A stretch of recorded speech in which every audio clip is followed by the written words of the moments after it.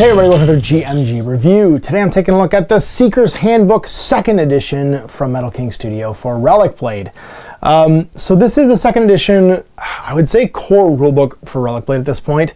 To tell you sort of the short story long of the history of Metal King Studio, the original 2-player starter set for RELICBLADE came with a softcover thin rulebook, which was then upgraded to the Seeker's Handbook in basically a month. Sean spent 1 month and went from like blank page to finished book on the original version of this. I had a different cover with the lone guards on it and essentially the same rules. Now, if you're going to do a 2nd edition of a game, this isn't really the 2nd edition of a game, it's a 2nd edition of this particular book. I would say for an indie developer, he is doing it the smartest way possible. The need for the 2nd edition of this book came out of the fact that he just ran out of books. When you're doing this by yourself and you're independently creating books, getting a print run of books done, let's say 1,000 copies, and then you sell through them, you have an opportunity. You can either reprint the exact same book, or you can take anything you wanted to clean up, add, expand, whatever, and then do a 2nd edition. And that's what this book is. This isn't a new game, per se. It's not changing the rules. A couple mechanics have changed slightly, like climbing, things that were in his FAQ that he just wanted to clarify and maybe change and tweak, because literally this went from blank page to done in a month for the 1st edition of this game. But for the most part, it already exists as FAQs. There's no new content here, apart from the new content. There's nothing changed that if you have the old Seeker's Handbook, you can't play the game just completely accurately out of that, with the addition of the FAQ to like clarify a few things that were a bit wonky. Now, the great thing about this is it does provide additional content. So not changed content so much as additional content, including a random scenario generator that I absolutely love, and some spoilers for some new cards coming out, and a few other bits and bobs. Sean individually autographed every single one of these from the first run basically that went out to the Kickstarter backers. He does a crowdfund to get the edition printed, and then whatever's excess becomes his inventory, basically whatever he can afford after that. And I can't remember exactly how many it was, but several hundred people basically pre-ordered the new edition to get the additional content and to just have the new format, because everybody loves Sean, the hardest working man in gaming. And he drew a picture in every single one. He sketched a picture in every single one. And a lovely, lovely autograph monogram on my copy, which was very nice of them. We got a foreword. And again, if you don't know anything about Sean, so he sculpted every single miniature in here. He wrote the rules. He drew all this art, all the art, the cover, everything is his. And I think with the exception of the layout of the book, he is 100% artistically responsible for the creative process of this book. So he is if you think of like those oldie-timey cartoons where you see the picture of the one-man marching band where he's playing every instrument at the same time and walking around and patting his head, that's Sean. The dude is incredibly talented, and good on him. I'd say a bunch of the miniatures in here, I think all the ones in this picture in particular, maybe a few of them weren't, were painted by the Malevolent MC. Malev the Shinobi, a lovely individual and hip-hop artist who's Sean's collaborator and a wonderful painter, and that's the main upgrades to the book. We have a foreword here telling that story, and you can see here Sean's wonderful, he's just a fantastic cartoon artist and traditional artist as well. So you're not going to find too much change in the core rules. Like I said, the only real one I can think of is climbing. It's been simplified a great deal. It used to involve like a huge target number, and you had to put a bunch of dice into the target number, and then if you failed, you fell down, and blah, blah. Now it's just X number of inches equals target number, roll as many dice you think you need to get that, and then go up at half speed. It's much, much, much simpler. And then on top of that, we have back here, the advanced rules and the new stuff for Mounts and Riders. So some bits and pieces that were included in the packaging for some expansions, such as, what is it? Not the Lone Guard, the other good guy one. It's the Gnomes one. I want to say the Emerald Expedition, but that was the name of Owen's Gnome Warband. Oh shoot, it's like the Friends of the Forest or something, Nature something. It's not Battle Pigs. It's not Bones and Darkness. It's not Lone Guard. It's Nature. It's the one with gnomes. It's Gnome Country for Old Men. I'm just going to call it that and go on the website and figure out what I'm actually talking about. But there's mounts, and the rules for mounts and stuff are in here. So there's a few of the things that have been added in are just collecting rules that were kind of scattered about in the packaging for individual warbands and putting them in one place. So you'll see a few odds and ends like that. And then also things for like the summonables, rules for them. all kind of added in here so that you have a one-stop shop for anything that he'd expanded the game with after he published the original Seeker's Handbook. And then, of course, the adventure stuff, so doing bases. They've added bases to the game, so you can live in a place basically now when you start your narrative campaign. You can live in an arcane tower, a frontier outpost, an ancient stronghold. And then it tells you how much influence you have. So you get more influence to start off with, depending upon where you live, because things can be better or worse. You gather your followers, get your specialists like the smith, the scribe, the chemist, the artisan, the master at arms. I think some of these are people he knows. I have a sneaking suspicion, and Sean can correct me if I'm wrong. He draws people into his game occasionally and just doesn't tell them. And I always try and pick out who it is. Some other things he's added to the book that I really like are the examples. So for instance, explaining how a master at arms works. A soldier pig wants to learn the tactic pig out. Pig out costs 1 gold, so you must first explain it 2 influence. You have to always do twice the gold cost in influence to find a person to train you. And he has to find the filthy pig out master. Apparently this is the filthy pig out master right here. And then pay him 1 gold to teach your soldier the tactic. So you pay the gold price for whatever it is, and on top of that, twice on an influence to send the guy out, have him train, and then come back. Same with like purchasing upgrades. To remove the cudgel downgrade from a shield pig, you must pay 2 gold and have a smith to remove the weapon downgrade. So you can literally see here the guy being like, I have a club, and then the smith goes off and finds him a sword instead. I love these illustrations, but the examples are super handy because, again, for illustrative purposes, it's very often useful to see exactly how something works and have it described in like a real world example than just to say what the rule is. And I'm glad they're added, so good stuff. Heroic traits. Combat traits, all the extra things you can buy. So survival traits, combat traits, things you can basically learn, skills now, which is pretty cool. Nice added thing, like Veteran's Edge, True Grit, Unbound, First Aid, Evasive, and things that cost Valor. So these are your skills and bonuses, another new thing that's been added. Arcane traits, and then Fate Weaving, from the old one, and then how to do an adventure. So things like play an adventure, set a threat level, choose a scenario, choose an environment, set up the play area, roll for initiative and deploy your forces, set up any wild monsters, and play until the victory conditions are met. Then you have all your post-game stuff. Special rules for grabbing and dropping treasure.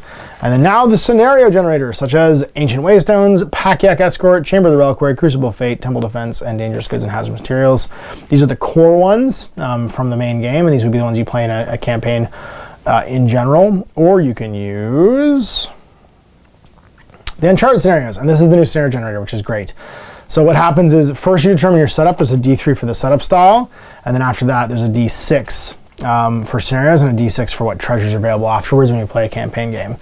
And all kinds of neat like additional rules on top of each one. So like the Anchoring Flames has rules for the Braziers. Again, he sculpted those. Pack-Yak, using the Pack-Yak for more reasons, which I think is great. The Mythic Monster, we have to fight a monster. Shifting Shrine, where stuff moves around. Trap Knowledge, Ancient Battlefield. And then, of course, the rules for the environment. So all the different places that you can play around Riverhold. Cyclopean rules and all the monsters that live there. Arid Badlands. All the treasures and stuff that could be there. And the Chimera.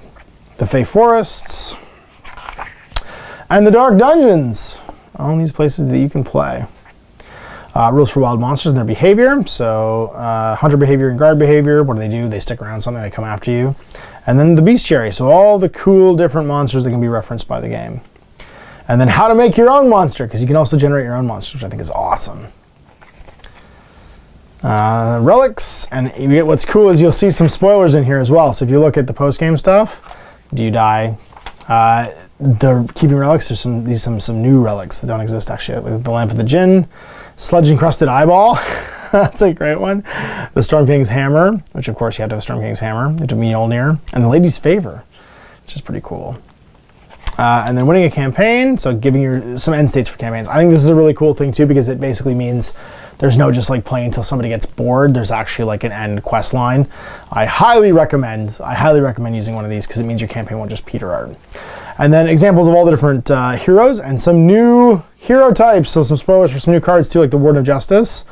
This awesome Sacred Blade, 3++3. He can take damage instead. And Inner Peace, the Warden recovers 4 health on a 4+, or 3 health. The fact that he just has a built-in heal, so he can soak up damage and then heal it back. Soak up damage and heal it back. So I got 4 actions, but if you feed him actions, he'll be amazing. And then the Infiltrator is a Lone Guard Thief type. He's basically their thief. He's got 5 actions with a 3-inch move, so he's super fast, low armor though, and not sort of middling attacks. He can either shoot or he can fight. But +2 damage, not bad on a 4+. You can throw some daggers. And then Caltrops, bind all enemies the Infiltrator moves within 3 of with free disengage. That's amazing. Oh, and the Infiltrator moves 3. So basically, if he's in melee on a 3+, everybody gets bound. Everybody gets bound at what level? Bind all enemies and infiltrate 3 inches with a free disengage. It doesn't say what the bind levels. I assume the finished one will. And then Razor Sharp, well, you have a dodge token, add a bonus damage dice, and discard the lowest result. So it's 2 pick the highest when you throw daggers. With 5 actions, you can do a lot of damage that way. Just come up outside of melee, hum daggers at people with dodge tokens. You can dodge, move twice, move 6 inches, and then throw 2 daggers, trying to go 4s with 2 pick the highest for your damage, which is awesome. And if you manage to roll a crit, 50-50, oof, really good. Wilderkin, the Gnome Grenadier with the rifle. I love it. It's a gnome with a gun. You can throw a grenade or fire a gun, or you have a flashbang too, and it's a scout, so it gets all the scout equipment. Amazing. Flashbangs, range 3, place up to 3 models, 1 inch from current locations. You can just stun people and place them out of range. That's a really cool ability. The Wild Elf Witch with some awesome magic. You get Razor Wind. It's a 3+, +2, range 10. That's a really good spell. Chinook, which is place an ally within 6 of the current locations. You just grab someone and move them, and then read the winds. Roll a single die, and it lasts for 1 round.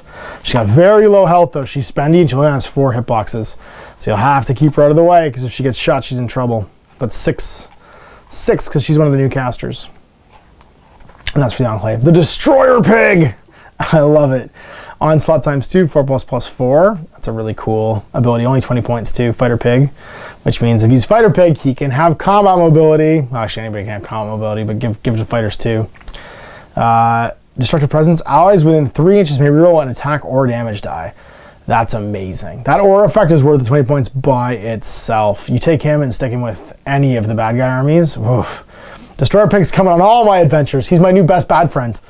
Bones Darkness get the Dark Prophet with a 10-inch decay with poison. Oof. Stygian Mutation, range 8. 4+, allies gain +1 damage for the round. +1 all the damage dice. Oh, yay. And then Dark Visions, range 10. Defense dice rolled as D3 against the next damage roll. But again, only 4 hitboxes, so a bit squishy, and Wizard Bones in Darkness. So pretty cool, but spendy again and fairly squishy. An Iguan Marauder for the Wretched Hive. He's pretty awesome. He's kind of like an Iguan fighter, but he's also got a crossbow. Kind of like the Bounty Hunter, so a bit like the Bounty Hunter, and needs 2 dice to fire the crossbow, but it's +3 damage, and range 12, which is really far. And the Bastard Sword's really good, 4+, +3 with 2 attacks. He's decent. It's got 4+, but he's shield and fighter, so he gets access to all those abilities too. I love this square, this Slayer Squid. I can't wait to add him to my apostles, or my my deep ones. He's got throwing daggers, and then entangle, -1 and lose all dodge tokens on a 4+. Everyone loses an action die, and they lose all the dodge tokens. And then Razor Sharp, while you have a dodge token, he's kind of like the other scout. You get a bonus damage dice and discard the lowest. Again, squishy, but 5, and he's super fast. You can just throw daggers and stuff. And then I also love this, an example of all of the basic upgrades. So things like a magic weapon, sling and stone, things that like you don't, if you don't run out of cards, you can just equip people with them and not worry about having a card for each one. Health potion, climbing kit, cloak of shadows, feather boots, magic rings, raven brooch. Because Owen like gives everyone a magic ring. So having 10 magic ring cards is just annoying. But they're all in the rulebook now. And then campaign treasures as well, so all the things you can just make or find. And then the awesome character sheet for the roster, your followers and specialists. And more great color sections of stuff that Malev painted. The Malevolent MC and some stuff, actually I think Sean painted all the stuff in this picture too. And that's it. Another great edition, I guess, of this Seeker's Handbook. Probably my favorite thing Sean's done so far. The Vocal Lands are great, but this core book has everything you need now to collect a bunch of adventures and go off and fight a campaign, which I think is RELICBLADE at its best, which you'll see us playing another campaign soon.